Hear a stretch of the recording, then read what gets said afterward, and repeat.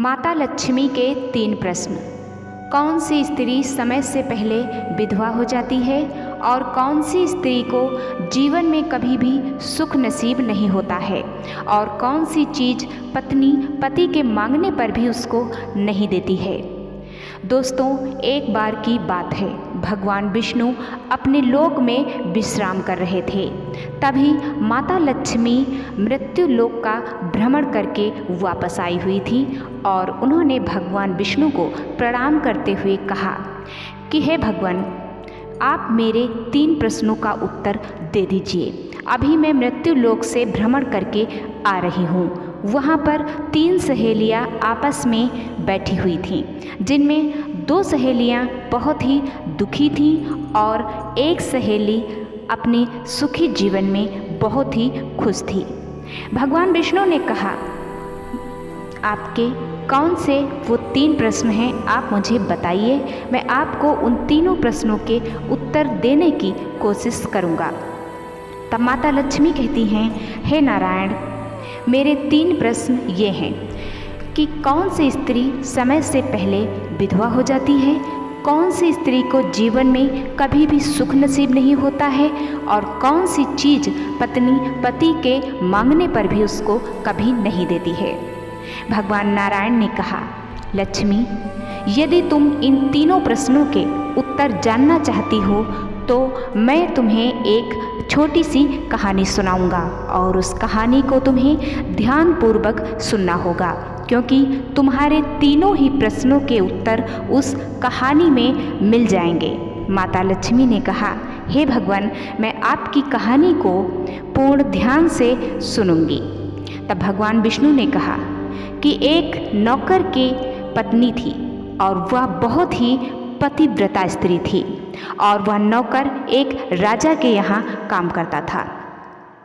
वो नौकर अपनी पत्नी के पतिव्रता गुण का बखान हर समय और हर किसी से करता रहता था। धीरे धीरे ये खबर महाराज के सभा में भी पहुँच गई। एक दिन राजा ने उस नौकर को अपने दरबार में बुलाया और पूछा कि क्या ये बात सत्य है कि तुम्हारी पत्नी बहुत ही ज़्यादा पतिव्रता स्त्री है। तब उस नौकर ने कहा, महाराज, ये बात सत्य है, मेरी पत्नी बहुत ही ज़्यादा पतिव्रता स्त्री है और उसका ये व्रत कोई भी भंग नहीं कर सकता है। तब वहाँ पर उपस्थित राजा के मंत्री ने उस नौकर से कहा, यदि तुम्हारी पत्नी का पतिव्रत व्रत भंग कर दूँ तो उस नौकर ने कहा, महाराज, ऐसा करना असंभव है क्योंकि मुझे मेरी पत्नी पर पूर्ण भरोसा है। तब उस मंत्री ने कहा, यदि मैं ऐसा कर दूं तो उस नौकर ने कहा, तो मैं मान जाऊंगा कि मेरी पत्नी पतिव्रता नहीं है। तो उस मंत्री ने पूछा कि मैं ऐसा क्या करूं जिससे तुम्हें यह विश्वास हो जाए कि तुम्हारी पत्नी पतिव्रता नहीं है। तब उस नौकर ने कहा कि मेरे घर में एक पटका और कटार जो कि सुहाग की निशानी होती है, मुझे मेरे विवाह के समय पर मिला था। अगर मेरे घर से तुम वो लाकर मुझे दे दो तब मैं तुम्हारी बात मान लूँगा। तब राजा ने कहा, यदि इस मंत्री की बात साबित हो जाती है तो नौकर को फांसी दी जाएगी। तब नौकर ने कहा, महाराज, और अगर ये मंत्री झूठा साबित होता है तो इस मंत्री को भी फांसी देनी होगी। राजा ने नौकर की बात को स्वीकृति प्रदान करते हुए कहा कि मंत्री जा करके उसकी पत्नी के बारे में जानकारी करे। तब वो मंत्री एक महिला के पास गया जो कि एक दूती थी। उसने उस महिला से कहा कि वह नौकर की पत्नी के पास जा कर के वह पटका और कटार जो कि सुहाग की निशानी है उसको ला करके दे दे और यदि उसके कमर पर कोई निशान है तो वो उसे बता दे। उस दूती ने कहा, महाराज, मैं ऐसा नहीं कर सकती क्योंकि उस नौकर की बीबी के पतिव्रत के चर्चे तो सारे राज्य में हैं और मैं ये पाप अपने सिर पर नहीं लेना चाहती हूँ। तब उस मंत्री ने उस दूती औरत को धमकाया और डराया। फिर उस दूती ने वहाँ पर जाने के लिए अपनी स्वीकृति दे दी और वह नौकर के घर में जा पहुँची। नौकर के घर में उसने बताया कि वह उस नौकर की बुआ है, पर नौकर की पत्नी ने उसे इससे पहले कभी नहीं देखा था और उसे हैरानी भी हुई। लेकिन उसने सोचा कि ये हमारे पति की बुआ हैं, तो उसने उसकी बहुत ज़्यादा आवभगत और सेवा सत्कार भी किया। एक दिन नौकर की पत्नी नहा रही थी, तभी चुपके से उस दूती ने झांक कर उसकी कमर पर जो तिल था उसको देख लिया।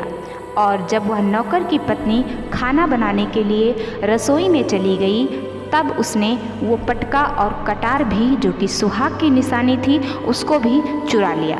और ये सब कुछ ले जाकर के उसने मंत्री को सौंप दिया। और नौकर की बीवी के कमर पर जो तिल था उसके बारे में भी उसने उस मंत्री को बता दिया। तब वह मंत्री राजा के महल में गया और राजा से कहने लगा कि मैं ये पटका और कटार उस नौकर के घर से ले आया हूँ, और उसकी पत्नी के कमर पर भी जो तिल का निशान है उसके बारे में भी उसने बता दिया। राजा को हैरानी हुई और उन्होंने अपनी बात को सच मनवाने के लिए उस नौकर को अपनी सभा में प्रस्तुत होने का आदेश दिया। तब वह नौकर वहाँ आया और उस पटका और कटार को देखकर उसे विश्वास हो गया कि उसकी पत्नी इतने दिनों से सिर्फ एक ढोंग कर रही थी। उसने मंत्री से कहा कि सच में तुमने मेरी पत्नी का पतिव्रत भंग कर दिया है, और अब जो सज़ा महाराज ने मेरे लिए तय की है मैं उसको भुगतने के लिए तैयार हूँ। राजा ने कहा, नौकर, क्या तुम्हारी कोई अंतिम इच्छा है? तब उस नौकर ने कहा, हाँ महाराज, मेरी अंतिम इच्छा है कि मैं अंतिम बार अपनी पत्नी से मिल लूँ। राजा ने उसको स्वीकृति दे दी। नौकर अपनी पत्नी से मिलने घर को गया और उसने अपनी पत्नी से कहा कि तुमने मेरे दिल को बहुत ही दुखी किया है। मुझे तुम पर भरोसा था, मैं तुम्हारी तारीफ़ें करते नहीं थकता था, और तुमने ये सब किया। लेकिन ये सारी बातें उस नौकर की स्त्री में समझ नहीं आ रही थी। फिर उस नौकर ने बताया कि वो पटका और कटार उसका मंत्री ले गया है, यहाँ तक कि उसकी कमर पर जो तिल का निशान है उसके बारे में भी उस नौकर ने बताया। तब उसकी पत्नी ने कहा कि ऐसा कुछ भी नहीं है। उसने अपनी सच्चाई साबित करने की कोशिश की, लेकिन उस नौकर ने उसकी एक बात नहीं सुनी और वापस वह राजमहल लौट गया।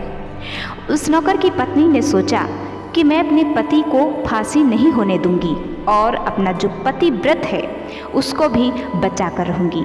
यह सोचकर वह राज दरबार में गई और उसने राजा से कहा, महाराज, आपके दरबार में मेरा चोर उपस्थित है।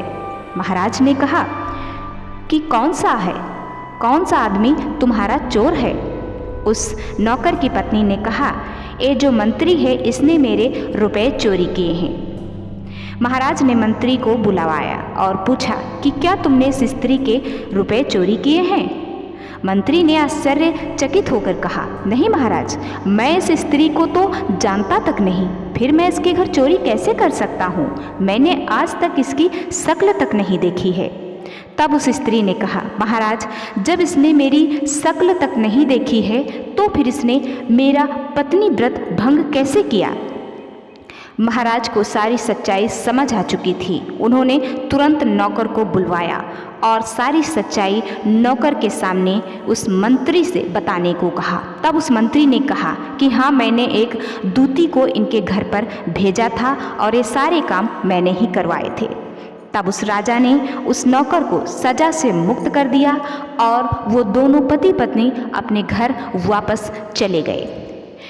माता लक्ष्मी ने जो तीनों प्रश्न पूछे थे, भगवान नारायण ने कहा कि तुम्हारा पहला प्रश्न, जो औरतें अपने पति का नाम लेती हैं वह जल्दी ही विधवा हो जाती हैं, क्योंकि पति का नाम लेने से उनकी आयु कम हो जाती है। और तुम्हारा दूसरा प्रश्न, कौन सी स्त्रियां कभी भी सुख नहीं भोगती हैं? तो वो स्त्रियां जो अपने पति की इजाज़त के बिना, उनके साथ के बिना किसी तीर्थ स्थान या फिर किसी उत्सव में जाती हैं, उन्हें जीवन में कभी भी सुख नसीब नहीं होता है। और नारायण जी कहते हैं कि हे लक्ष्मी, तुम्हारा तीसरा प्रश्न था कि वह कौन सी वस्तु है जो एक स्त्री अपने पति को मांगने पर भी नहीं देती है, तो वह वस्तु है गाली, जो एक पत्नी कभी भी अपने पति के मांगने पर भी उसको नहीं देती है।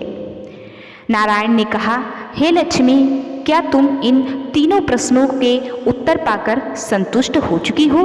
तब माता लक्ष्मी ने कहा कि हाँ भगवान, मैंने अपने तीनों प्रश्नों के उत्तर पा लिए हैं। इसलिए प्रत्येक स्त्री को अपने जीवन में अपने पत्नी व्रत का पालन करना चाहिए और अपने पति की सेवा भी करनी चाहिए।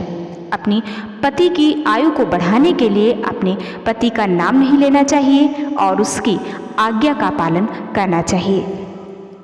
लेकिन दोस्तों, इस वीडियो में मैं एक बात और कहना चाहूँगी कि सारे व्रत और सारे धर्म सिर्फ एक पत्नी, एक स्त्री के लिए ही नहीं होते हैं, बल्कि धर्म, फर्ज, जिम्मेदारी एक पति के लिए भी उतने ही होते हैं। यदि दोनों ही अपनी जिम्मेदारियों को निभाते हैं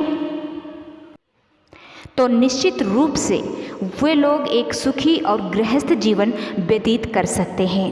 अगर आज का वीडियो आपको पसंद आया है तो हमारे चैनल को सब्सक्राइब करके इस वीडियो को लाइक और शेयर कर दीजिए। मिलते हैं कल एक अच्छी सी वीडियो के साथ। तब तक आप लोग अपने जीवन में खुश रहिए और हमेशा एक दूसरे का सम्मान करते रहिए।